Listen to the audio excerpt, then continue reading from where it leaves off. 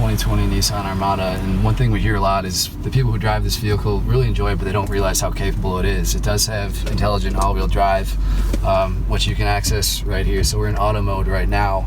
If you want to go into 4 high, it's very easy. You just shift on the fly here, and we're into 4 high. Very capable in that. If you're in some more intense off-roading situations where you need even a little more capability, all you got to do is stop, put it in neutral, push down, bring it over, and then you're locked into 4 low. So that's when you're best off, when you're going through rocks. A little more hardcore off-roading. If you're in snow or situations like that, easy to be in 4 high, or even auto is good in most situations as well. So all right, so we're in 4 high here. We've got a couple of logs here in front of us, but 4 high should be plenty to get over this. If it was a little more intensive, maybe if we had some mud, we might shift into 4 low. But for this, plenty of capability in 4 high.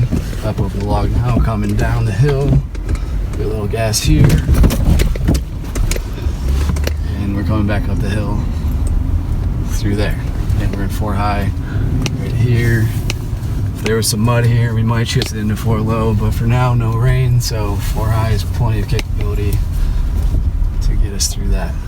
So one other pretty cool feature about this vehicle is when you're off-roading at low speeds and you want to see, you can't quite see in front of you, you need a camera. This camera can be used to show a few different angles of what you're approaching. So you've got one right in front, you've got one above, so you can see all around the vehicle.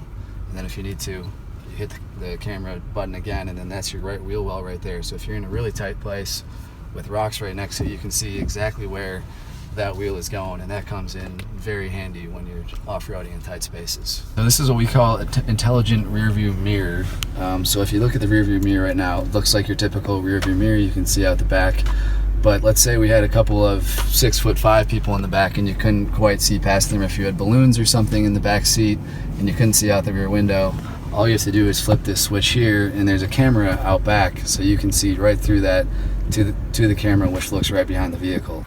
For 2020, Armada has a couple of new features, the biggest being the wheels, and biggest I say in many ways. These are new 22-inch wheels that are available on our Platinum Reserve trim, which is our top trim that we have here.